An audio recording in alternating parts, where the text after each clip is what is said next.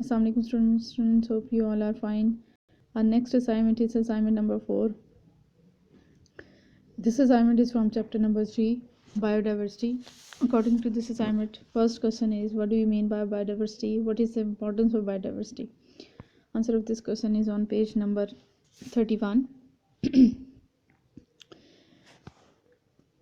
ये आपको बायोडाइवर्सिटी की हेडिंग नज़र आ रही है। बायोडाइवर्सिटी की हेडिंग में ये पूरा फुल पैराग्राफ इसके अंदर आता है। आपको पता है कि बायोडाइवर्सिटी क्या होती है। बायो मीन लाइफ और डाइवर्सिटी मीन वैरायटी होती है।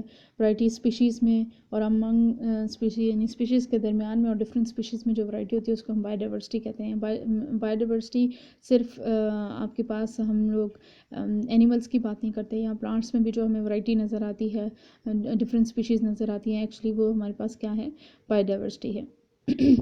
फ्लोरा भी इसमें शामिल है और फाना। फ्लोरा क्या है, प्लांट्स की डाइवर्सिटी को फ्लोरा कहते हैं और एनिमल्स की डाइवर्सिटी को फाना कहते हैं। Soil, presence of other species और क्लाइमेट, एटीट्यूड, हर चीज़ डिपेंड करती है कि किसी जगह पे कितनी ज़्यादा बायोडाइवर्सिटी होगी। जैसे ट्रॉपिक्स में बहुत ज़्यादा रिच बायोडाइवर्सिटी होती है, टेम्परेट रीजन में बहुत ज़्यादा काफ़ी स्पीशीज़ होती हैं, लेकिन पोलर रीजन में जो है बहुत कम स्पीशीज़ मौजूद होती हैं। तो इस तरीके से जो है ये बायोडाइवर्सिटी डिवाइड हुई हुई है। ये 3 पैराग्राफ्स इसके अंदर शामिल है। इसी का सेकेंड पार्ट है, what is the importance of biodiversity. तो ये आपके पास नेक्स्ट आपको पैराग्राफ नज़र आ रहा है, इंपॉर्टेंस ऑफ बायोडाइवर्सिटी। इसमें आपको फूड मिलती है बायोडाइवर्सिटी से, ड्रग्स मिलती हैं और बहुत सारी इंडस्ट्रियल मटेरियल है, चाहे बिल्डिंग मटेरियल है, फाइबर्स है, dyes and resins, adhesives, rubbers, ये सारी चीज़ें यहाँ से मिलती हैं। फिर इसका क्या रोल है इकोसिस्टम में और किस तरीके से जो हमारे रेगुलेट करने के लिए एटमॉस्फेयर की रेगुलेट, जैसे कार्बन डाइऑक्साइड साइकिल में, नाइट्रोजन साइकिल में, कार्बन के साइकिल में और ऑक्सीजन का साइकिल है, ये सब साइकिल में किस तरीके से जो है बायोडाइवर्सिटी रोल प्ले करती है, ये इसमें जिक्र है। और साथ साथ ये रिसाइकलिंग ऑफ न्यूट्रिएंट्स, यानी कैसे सॉइल में न्यूट्रिएंट्स दोबारा जो है वो रिसाइकल हो जाते हैं, इस चीज़ में कैसे रोल प्ले करती है, ये सारा जो है इसका बहुत इंपॉर्टेंस है बायोडाइवर्सिटी की जो इस पैराग्राफ में दी है। तो ये क्वेश्चन नंबर 1 का आपके पास सेकेंड पार्ट का आंसर है। नेक्स्ट क्वेश्चन नंबर 2 है, what is the difference between taxonomy and systematic, what are the aim of both these branches. आपको आंसर नज़र आ रहा है पेज नंबर 33 पे। एम्स ऑफ क्लासिफिकेशन आप हेडिंग देख सकते हैं, ये एम्स ऑफ क्लासिफिकेशन। इसमें आपको टेक्सोनॉमी क्या है, the branch of biology which deals with classification is called taxonomy. Taxonomy क्या होती है कि हम क्लासिफिकेशन ग्रुप्स और सब ग्रुप्स में ऑर्गेनिजम्स को डिवाइड करते हैं, क्लासीफाई करते हैं, इसको हम टेक्सोनॉमी कहते हैं। लेकिन टेक्सोनॉमी के साथ साथ अगर हम इसकी हिस्ट्री भी पढ़ें, एवोल्यूशनरी हिस्ट्री का मतलब होता है कि कैसे ऑर्गेनिज्म में चेंजेस आती जाती हैं और फिर एक आज तक का ऑर्गेनिज्म बनता है। जैसे मैंने बहुत दफ़ा एग्जांपल दी है कि पहले जिराफ जो थे वो शॉर्ट नेक्ड होते थे और छोटी छोटी गर्दनें होती थी, फिर आहिस्ता आहिस्ता इन्वायरमेंटल चेंजेस हुई और फिर वो स्ट्रेच करते गए अपनी नेक, क्योंकि उनकी ग्रास ख़त्म हो गई थी तो फिर वो ट्रीज़ के लीव्स खाना शुरू होते, तो फिर उन्हें स्ट्रेच करते करते जो नई नस्ल आती गई वो फिर उनकी जो है वो नेक जो है वो लॉन्ग नेक थे। तो इसी तरीके से एवोल्यूशनरी जो हिस्ट्री है कि किस तरीके से एवोल्यूशन हुई है और नए ऑर्गेनिज्म बने, इसको हम सिस्टमैटिक्स में पढ़ते हैं। क्लासिफिकेशन प्लस एवोल्यूशनरी हिस्ट्री को हम सिस्टमैटिक पढ़ते हैं। अब इसके 2 एम्स हैं, यहाँ पे आपको ये 2 एम्स नज़र आ रहे हैं।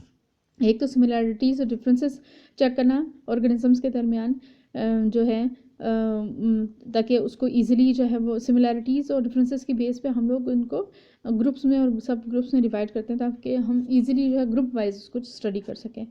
फिर है दूसरा आपके पास एवोल्यूशनरी हिस्ट्री, यानी एक टाइप के ऑर्गेनिज्म जब हमने एक ग्रुप में रखे होंगे तो उनकी एवोल्यूशनरी हिस्ट्री कहीं ना कहीं जाके सिमिलर होगी, इसी वजह से हमने एक ग्रुप में रखा है। तो ये इसके मेन जो है वो एम्स है। नेक्स्ट क्वेश्चन आपके पास है, what is the simple classification of human and P plant.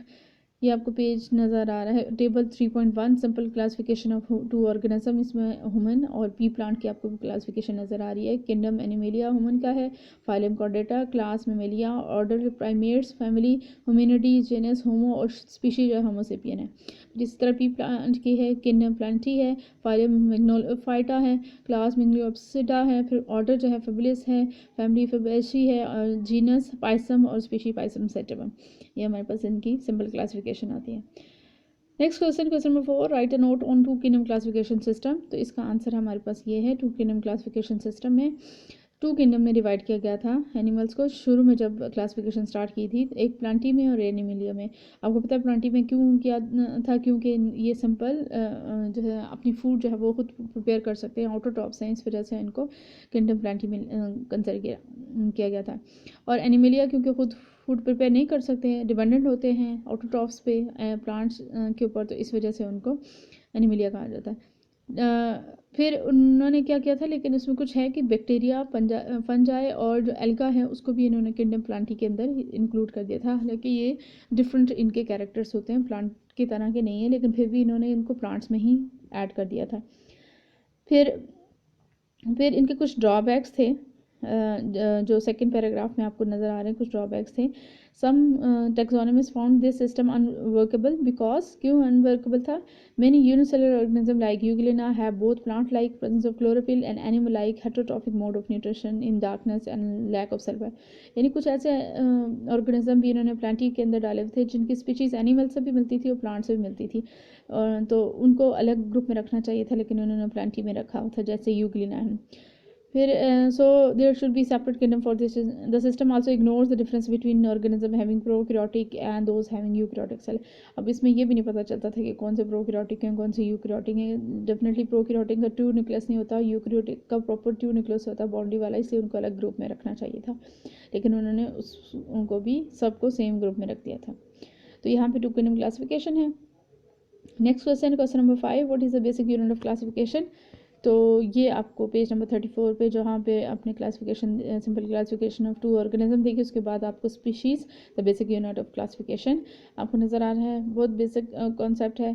Species जो होती है किसी एक ऑर्गेनिज्म, एक टाइप का ऑर्गेनिज्म है जो इंटरब्रीड कर सकते हैं फ्रीली, और अपने एक पर्टिकुलर ऑर्गेनिज्म में आप उस टाइप, जो एक स्पीशी होती है उसके सबकी सेम रिक्वायरमेंट होती है, उनको फूड सेम टाइप की चाहिए होती है, उनको शेल्टर सेम टाइप का चाहिए होता है, उनके जो दूसरे ऑर्गेनिज्म के साथ कंपटीशन होता है वो सेम होता है, इंटरब्रीड कर सकते हैं, और जो है वो इन्वायरमेंट में जो है वो एक साथ जो है कॉलोनी बना के, और बिहेवियरल कैरेक्टरिस्टिक्स उनके एक जैसे होते हैं, स्ट्रक्चर तक एक जैसे होते हैं, और दूसरे ऑर्गेनिज्म के साथ जो है वो उनका सोशल बिहेवियर होता है वो एक जैसा होता है, तो इसको हम एक स्पीशी कहते हैं, लाइक ह्यूमन बीइंग एक स्पीशी है।